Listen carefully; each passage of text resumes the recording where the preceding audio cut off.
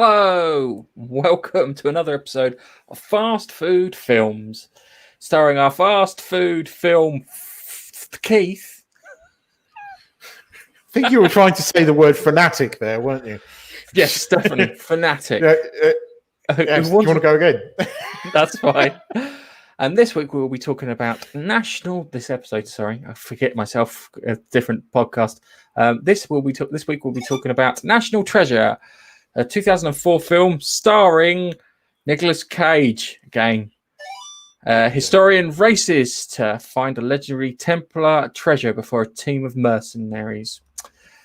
And it's time to cue the intro.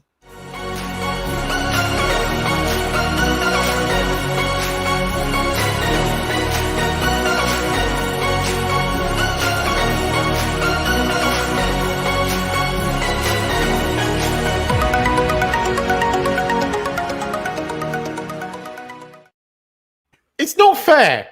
Why is it not intro? fair? You've got to change it because it makes me crave cheeseburger and beer. As I said, this guy did this beautiful video of him making a burger, and he made it. What do you call it? Creative Commons. So naturally, I took it, and maybe I should find one of making pizza. Yeah, but it's difficult to get good burgers here. It is difficult. It's not impossible, but it's difficult, and it makes me crave it. But there we go.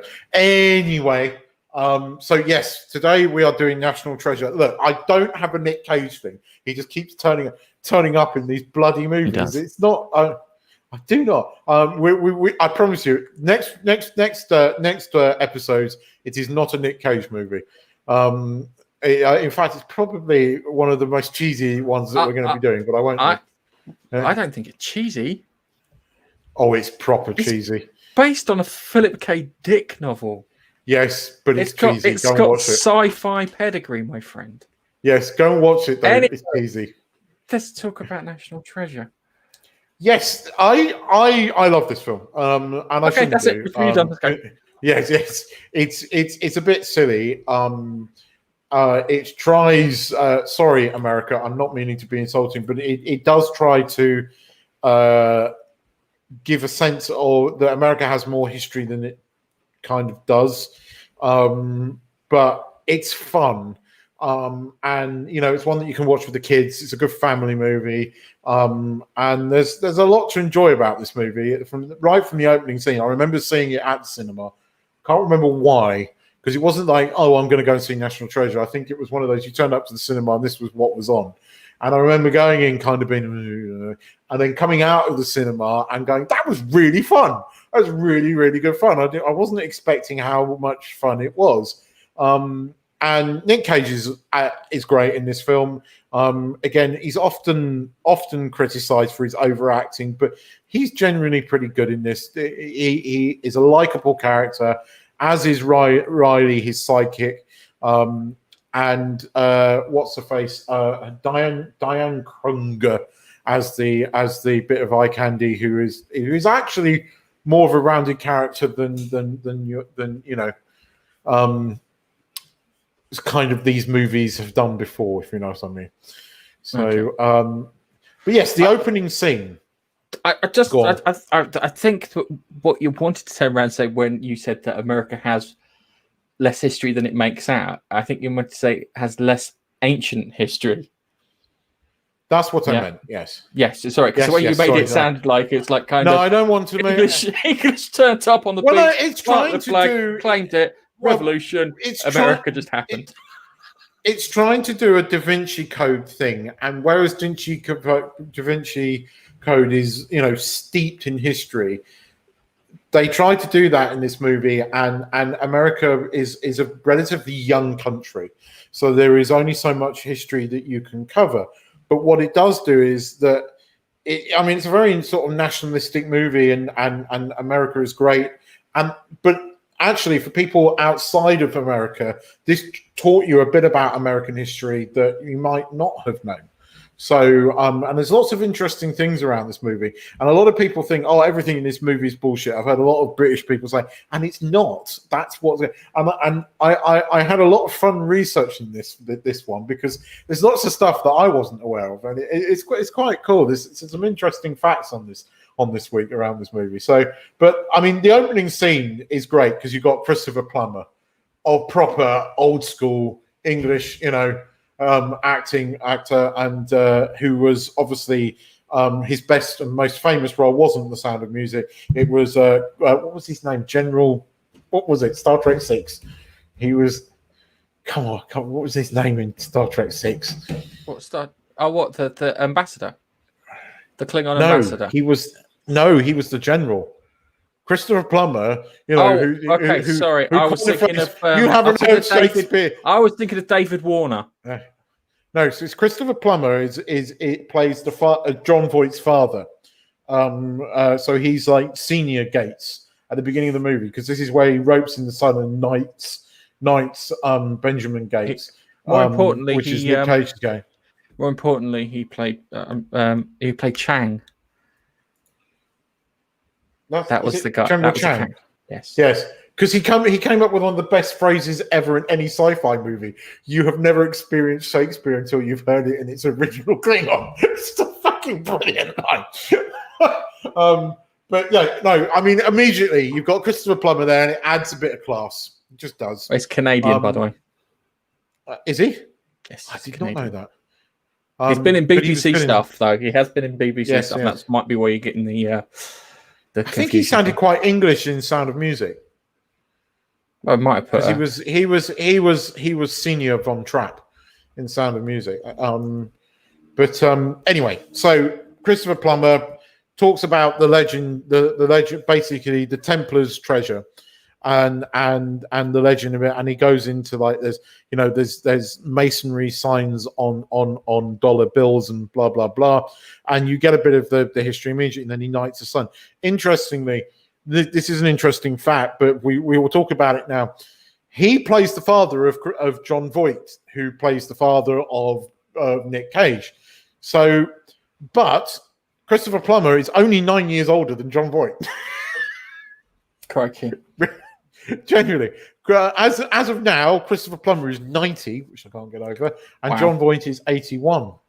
So, yes. But anyway, so we get this scene, and then we cut to and sort of Antarctica, and we get like these snowmobiles coming up on this thing, and out jumps Nick Cage. And I'm to be honest, I mean, I've said this a lot in all these films that we've been covering.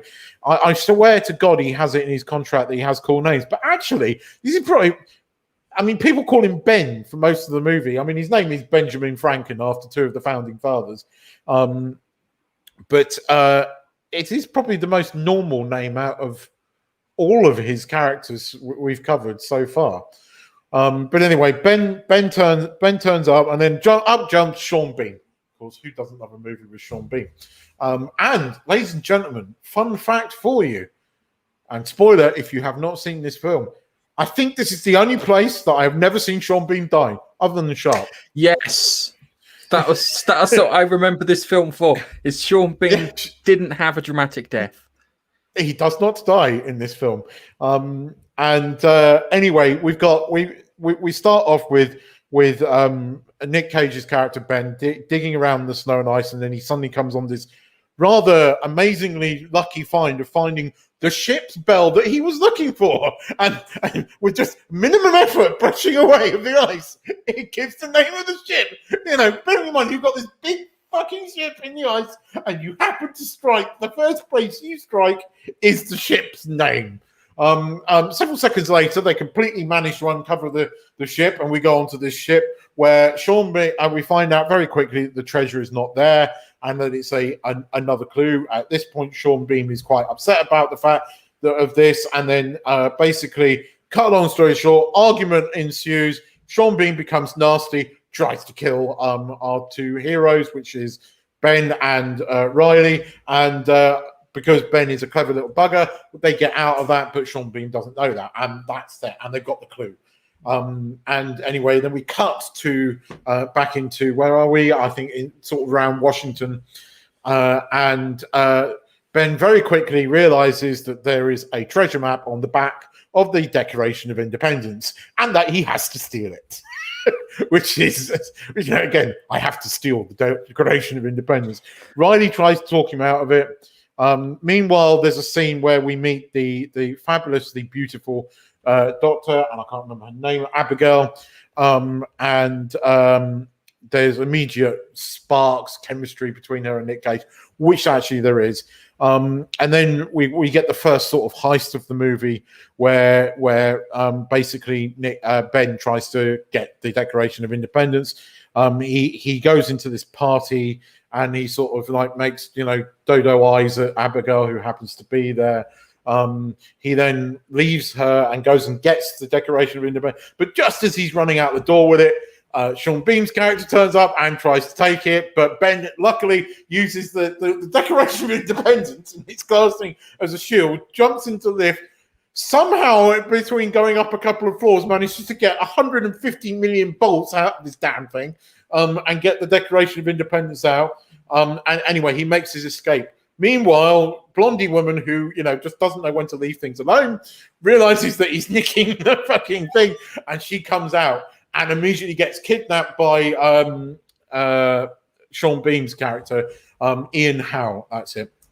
And then there's this chase through the streets of Washington, D.C., where eventually Nick Cage saves her, and Ian thinks he's got the Declaration of Independence, but it's a fake, and Nick Cage has got the real one. So we then they realize that this sort of amazing laboratory they've got all set up has now been burned. So they go to the only person that can help them, which is Ben's father, played by John Voight, who was a believer but has become a bit of a what's the word? He's sort of he's a bit negative skeptical. And doesn't believe in it anymore. Anyway, they go about trying to look at the Declaration of Independence. And I can't remember. I only watched this like literally yesterday, but I can't remember what was the bit, because there's another clue. That's it. They use lemon juice. That's it. They use lemon juice on the back, and they uncover this next clue, which is basically takes them to Boston and the Liberty Bell. Then he has to steal the Liberty Bell. Like 2 tons of the bloody thing. No, because the Liberty Bell is not in the original thing, which I never knew. Actually, you don't find, and this is one of the things that they educate you about. But he goes up to the top of the tower at a certain time because he finds it on $100 bill what the time is, and at that point in time, a beam of light shines appropriately on a brick. So he then runs down and pulls out the brick, and it's a set of 3D specs, because that's what they look like anyway. They've got different coloured lenses. Then he looks at the back of the Declaration of Independence. There's a treasure map. It's a very clever treasure map, because depending on what kind filter that you're using, is you get another part of the map. Yes. Anyway, cut a long story short, because I'm not going to go into all of this. We get up to the third act where Ben realizes that it's in this church. And Ian sort of catches up to him, and they go down into this church.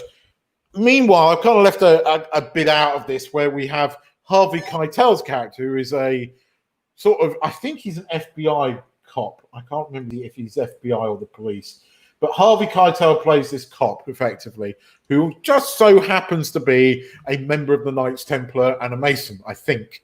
He's either a Mason or he's part of the Knights Templar, because he flashes this ring. I think it's a Mason's ring.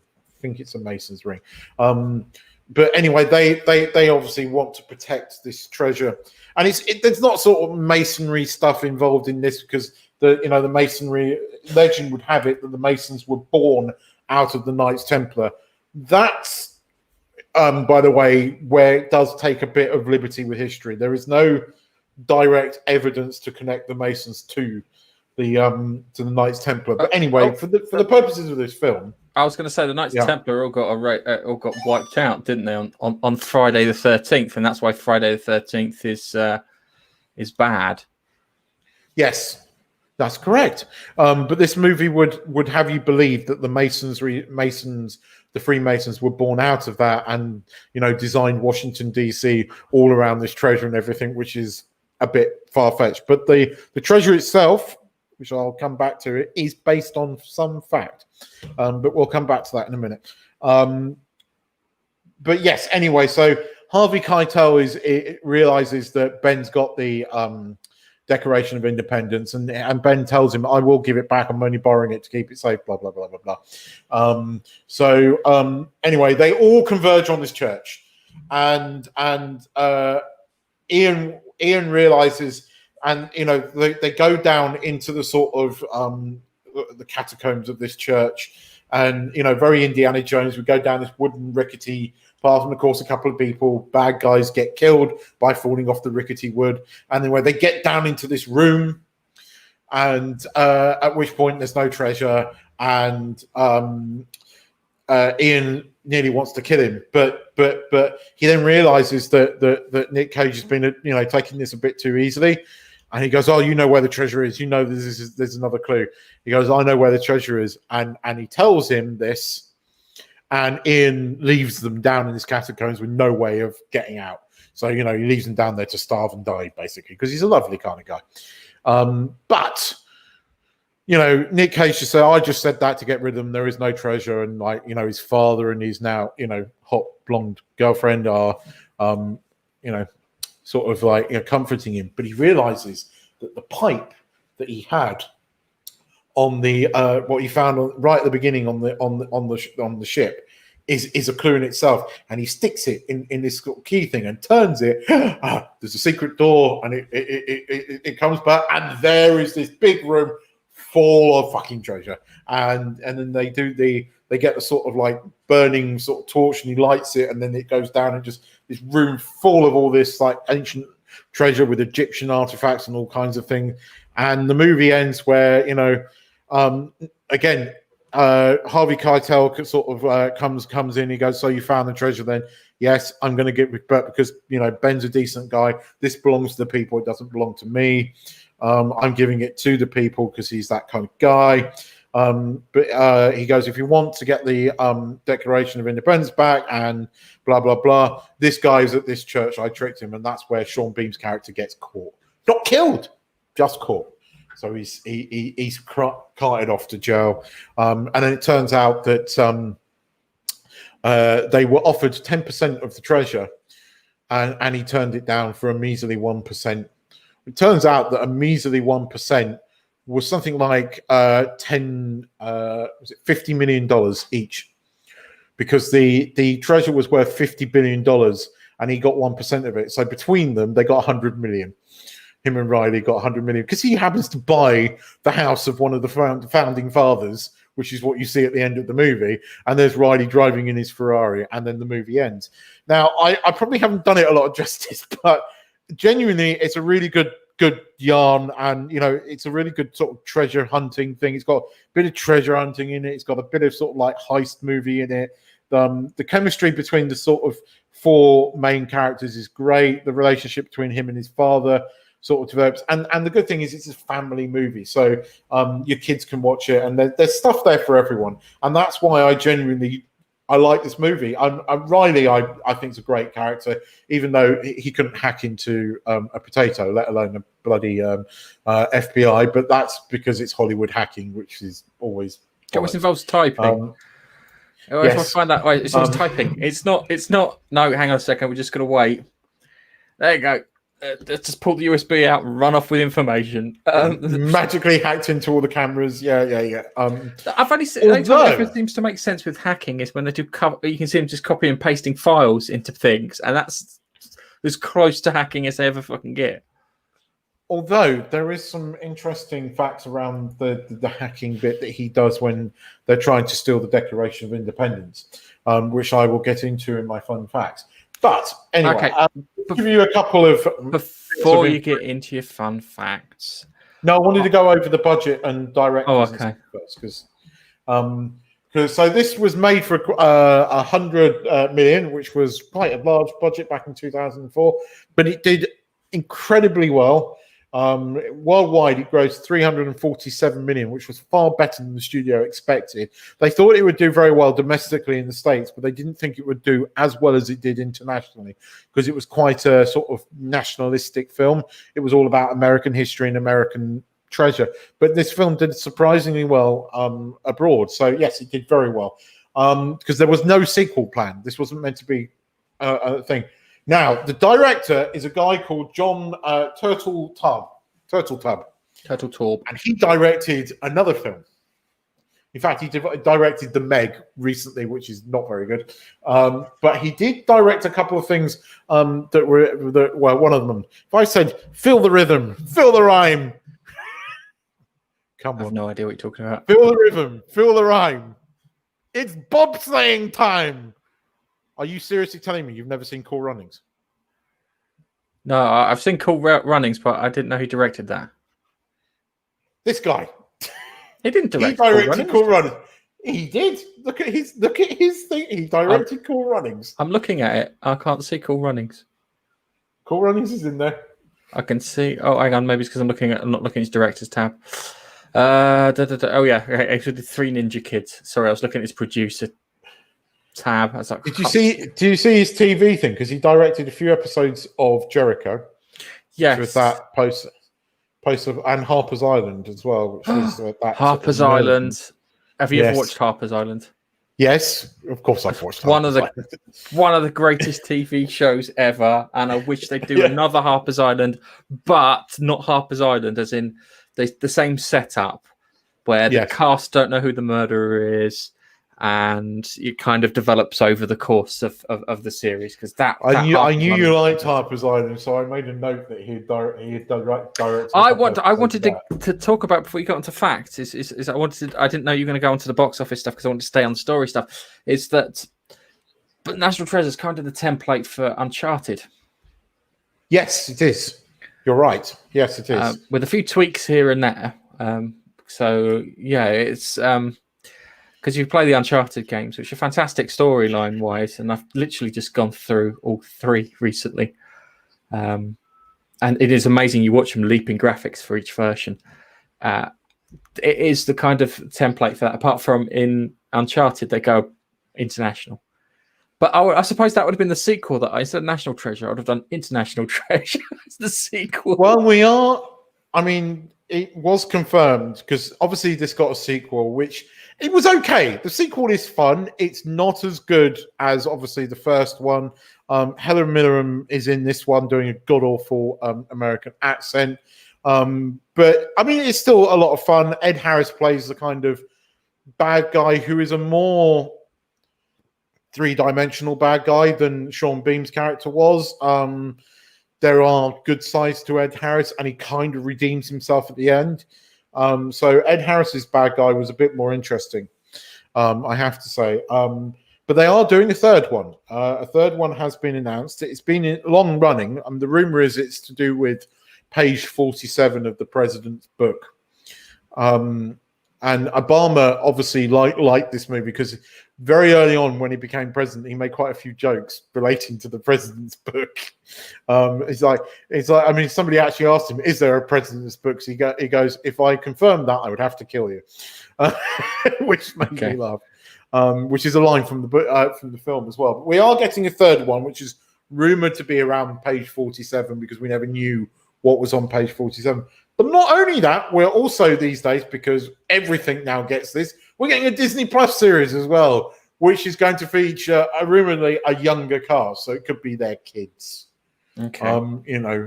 Because being Disney Plus, it's going to be something like that, isn't it? Cartoon? No, it's a live action. Action. It's live action TV series. And part of the reason it's happening is because of the success of Bad Boys for Life. Because Jerry Bruckheimer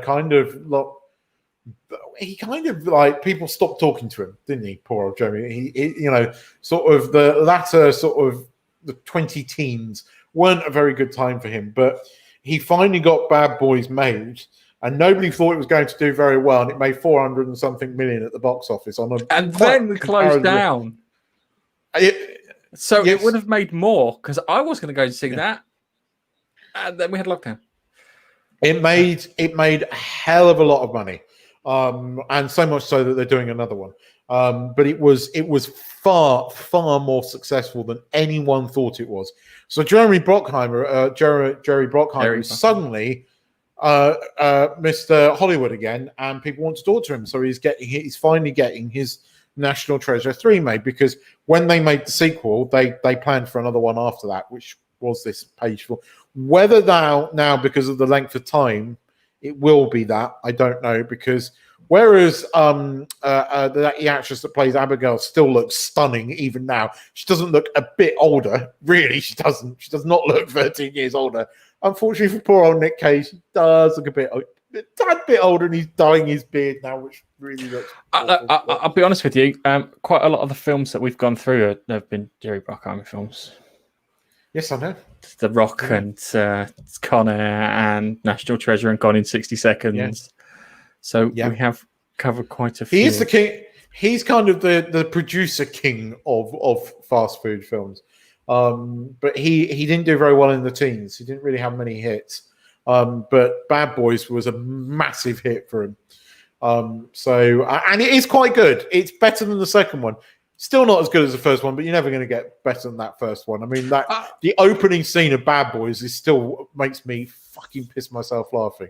Where they're having an argument because Martin Lawrence's character is eating a sandwich of some description in a very, very expensive port, and then they happen to get, two people try to mug them at that point. And they're still arguing with each other, and these guys are going, "Look, we're trying to mug you here." At which point they bitch slap the two guys and hold the guns and go, "What, motherfucker?" Fucking brilliant. I love Bad Boys movies. I like the second one, but the second one is batshit crazy. But the third one is generally quite good. So it is. If you haven't seen Bad Boys for Life, it's on Netflix, I believe. Watch it; it's brilliant. Bad Boys. Anyway, yes, it certainly is here. Okay. It's coming up. I have to now Google. Stand by. Yes, it is coming up here. Right. Yeah, but you're right about it being that. I think it inspired quite a few things, but I can definitely see Uncharted being influenced by National Treasure. Very much so. Yeah. Whether the third one goes international. It's ironic because they're doing an Uncharted film with the little squirt who plays Spider-Boy. Tom Holland. Yes. That could be quite good. Actually, I think Tom Holland could be quite good in that part. Anyway, fun-filled facts for you. So, the first one was that this film was meant to be launched under the Touchstone banner. But as we all know, Disney owned Touchstone. And when audiences started seeing it, they realized that this was actually a really good family film. So it was then announced under Touchstone, but released under Disney. Okay. So, and as was the second one. So, yeah, there you go. The film was announced in 1999, but it didn't come out, as you can see, until 2004. Because the initial script that was written was so complex that they just didn't think it would translate to screen. It took a further 8 writers over a 3-year period to get the film right. And because of that gap, there was another interesting fact around that, because the director was involved quite early on in the project, and he wanted to make the heist realistic, based upon fact. So they wrote this entire scene, and they did a lot of research into the security systems at I think it's the National Halls. I can't remember where it's kept. But wherever the Declaration of Independence is kept, they've done quite a few things. Now, the initial security system was quite old, and in fact, up until 2001. The security system hadn't really been replaced since 1957. So the heist that was written was quite a simple one. And it was based upon the security system. But between the rewrites of this film, 9/11 happened. And because of 9/11, they decided to update all the security systems. So they updated the security system. So when they were going to shoot this film, they realized that the security system weren't that anymore. So they had to hire a specialist guy in very quickly to rewrite the heist scene based upon the new security system that had been put in as a response to 9/11. But the original script was one of the things that they kept because it was a very simple heist, because it was all based on realism. Like, it's true. I found this on a couple Smash of websites. the glass, grab the thingy, go. It was pretty much that. And the security system hadn't really changed since 1957. That's what I meant by Riley's hack into the cameras. It was literally that simple at the time, but they had to rewrite quite a lot of it because of 9/11. So there you go. Which I found quite interesting. The Arctic scene that you see at the beginning is not in Antarctica. It was filmed in Utah, which I didn't realize that Utah could look like that, but yeah, it can. So excuse my ignorance, America. But it's full of Mormons. If you picked up Utah and turned it upside I knew down, that bit. Just Mormons everywhere. Because I know about Salt Lake City because I remember the Sherlock Holmes story, Sign of the Four. The inside of the Charlotte at the beginning of the film was shot in a great big freezer in LA, which was 35 degrees outside, but it was really that fucking cold inside. That set wasn't made up to look cold. It was shot in a giant freezer, so it genuinely was that cold, which again was quite interesting. The other thing that's the scene where he's running along the roof. It was supposedly he's meant to be in Boston. The US government famously makes it very difficult to film on government-owned properties. So does Disney. Yes, they do. I've just ironically, where was that bloody note? Because I'd had his name down. Sorry, I apologise. This is I had the note. I was down. I've lost my place now, Gareth. Talk amongst yourselves for a minute. Talk amongst yourselves for a minute, he says. The Uncharted film will be starring Mark Wahlberg as Sully. Oh, there we go. Which I don't think works. So I'm hoping they're doing a past one because Tom Holland is a bit too young to be playing him. I don't know why they've offered him the position because Sony want to keep Mr. Who's the guy who plays Spider-Man or Spider-Boy? Tom Holland, sweet at the moment because they want him to keep him for their Spider-Man film. So if they're all of a sudden offering him lots of Sony films with big paychecks and whatnot, then he will be happy. Well, he's meant to be in Morbius, isn't he? He's meant to turn up in Morbius. That's the ring, anyway.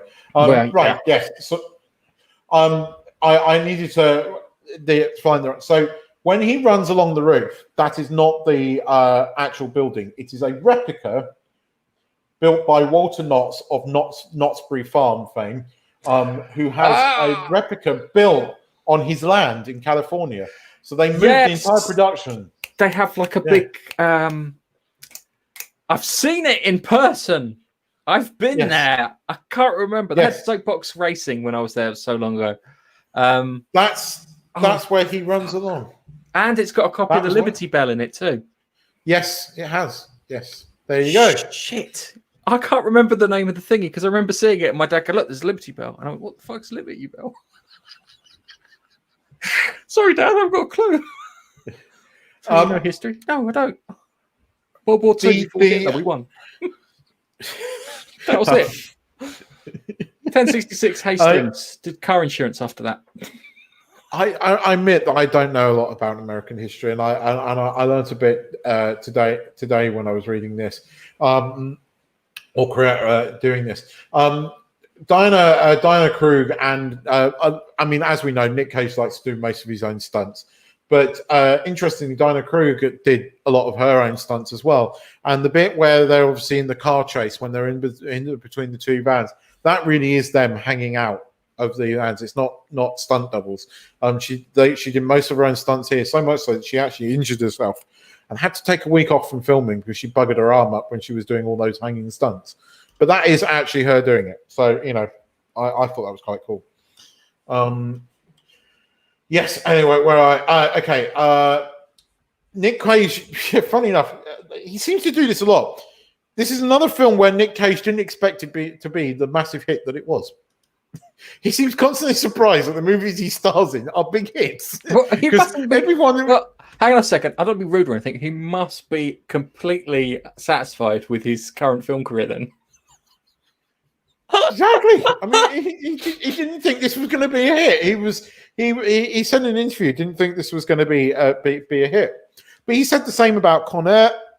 He said the same about pretty much every Nick Cage movie we've covered, including The Rock, which was a massive hit. So yes, that. I thought that was interesting that he was quoted as saying that. Interestingly, Cage went to high school with the director, and they were in the same drama class together. And this was the first film that they worked on together professionally. They did work on another one. I don't know if you ever saw it. It was the Magician's Apprentice. No, but I know of it. You never saw that? No, I saw adverts for it. Does that count? Well, yeah, it's got trailers Morgana Le Fay and stuff like that. It's okay. It's not great. It's 2 hours you can escape. So yes. The other thing was the guy that played Riley. Riley was meant to be a bit part character in this film, but he did so well with test audiences that they actually went back to what they'd shot and tried to get more footage of him to include in the movie. And they realized that they were going to have to do some reshoots. But unfortunately, he had forgotten, the actor that was forgotten that he was going to have to do some reshoots. So 2 weeks before the reshoots, he shaved his head. Okay. So there are quite a few scenes in this where it looks like he's wearing a wig because he is wearing a wig. Yes, I thought that was good. Because I remember watching it, they're going, there's a scene where he's sitting outside with the kid. He's getting the little kid to go in and get the clues because he knows it's been watched by Ian's people. I was looking at him going, you're wearing a wig. Why does it look like you're wearing a wig? Turns out he was wearing a wig. So, the ironic thing is he looks more like Nathan Drake than he does. Thingy. Yeah, you're probably right. Yes, you're probably right there, actually. So I'm just flicking through pictures of him at the moment.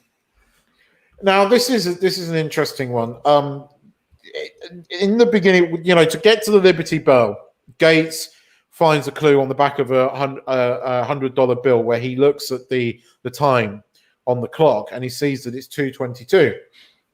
That is true. Up until 2009, it was 2:22. They then changed it to 10:30, and I believe they've now changed it to 4:30. But a reason has never been given.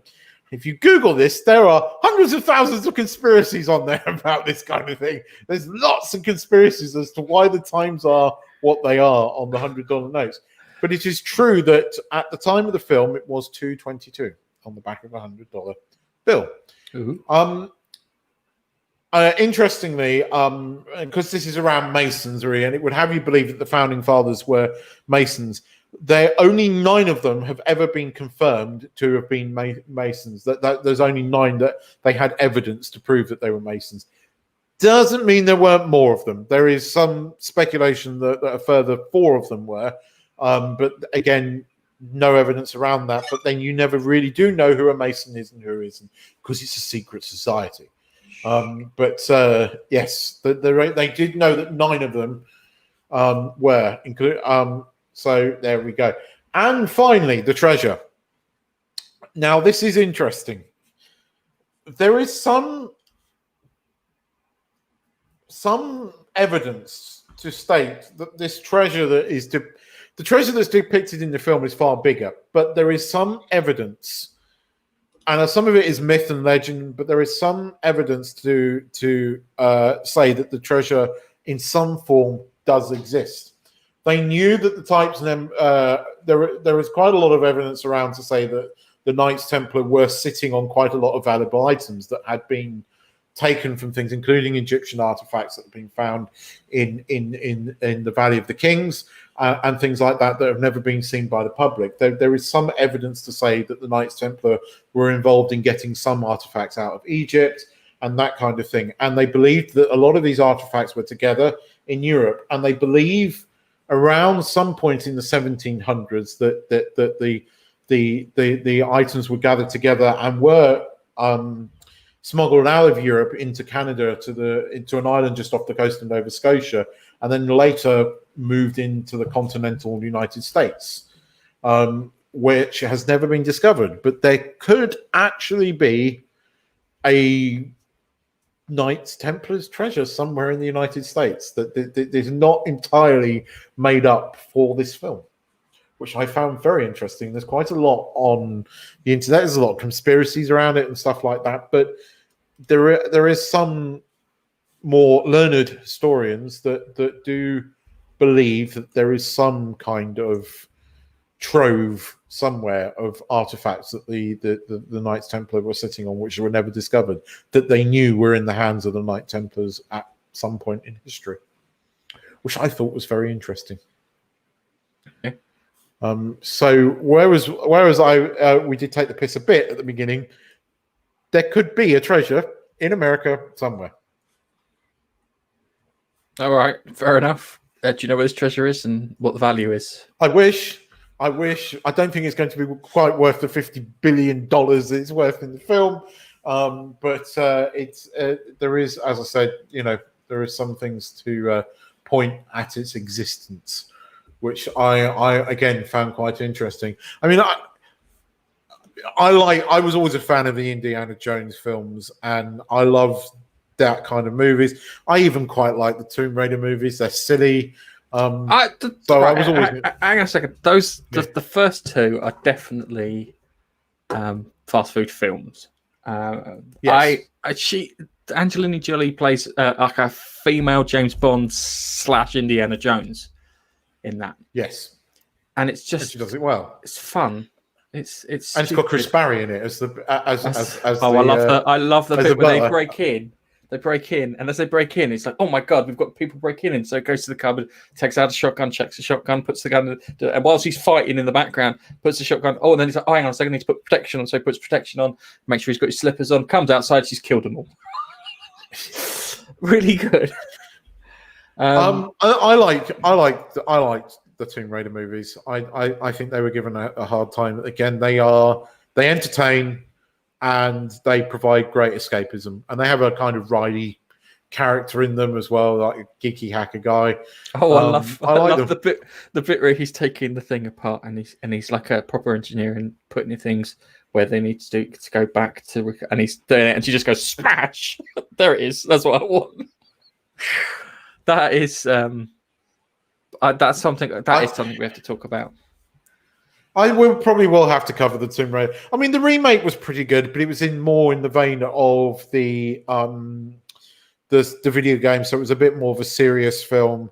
But I quite enjoyed that as well. Again, that was critically panned and everything, but this didn't get the best ratings. But I enjoyed it, and I enjoyed watching it this week because I see it came on one of the movie channels on our TV, and it's been raining heavily every evening, so we've just been sort of chilling out in front of the TV watching movies, and it came on. I thought, we've got to do this because I love this film, and I've forgotten how much I liked this film, and it's fun. It is just good fun. It helps you escape, and this is what this fast food thing for films is all about. Next week, we spoke about it at the beginning, but next week, because we're back next week, we're going to do Total Recall. Got to do Total Recall. Total Recall is not a fast food film. It is. No, it's not. It is. It's not.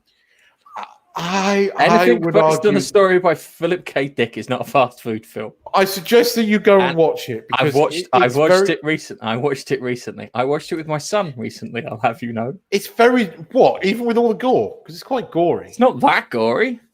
There's the dude's face from the thingy, which is quite bad.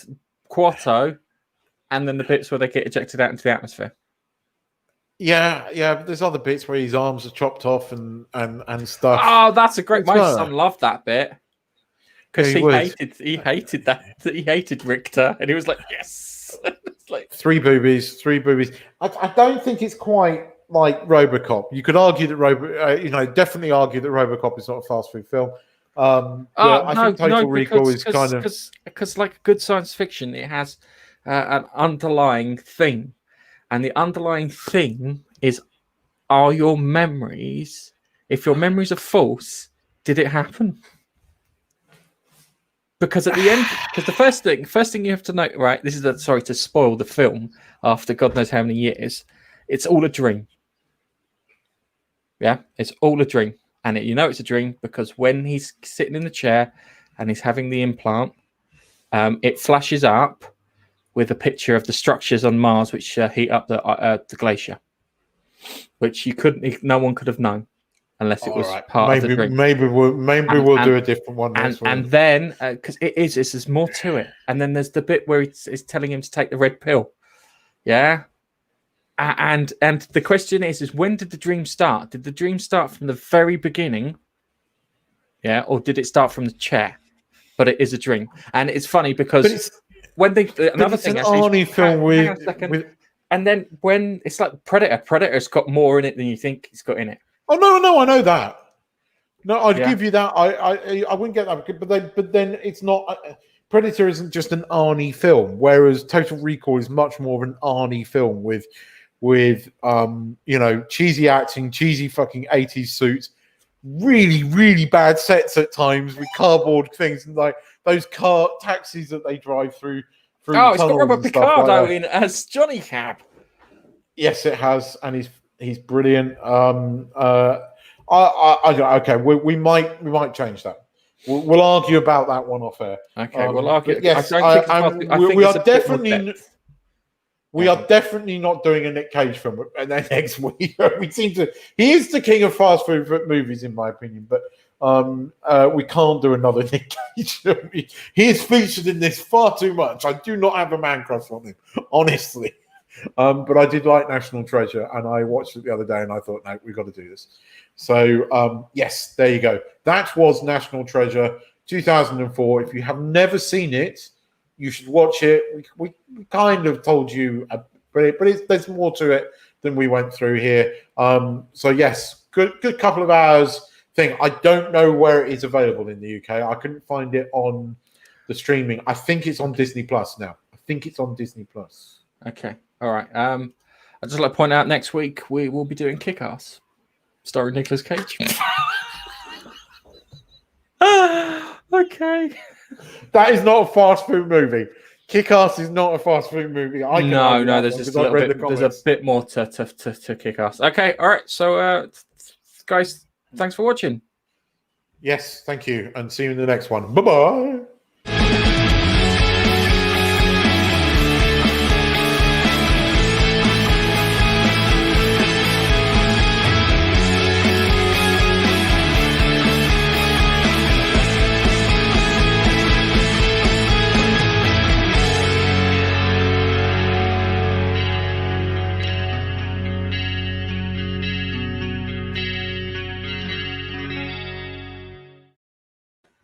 I've decided I'm going to go to Bath to actually see Nicolas Cage to try and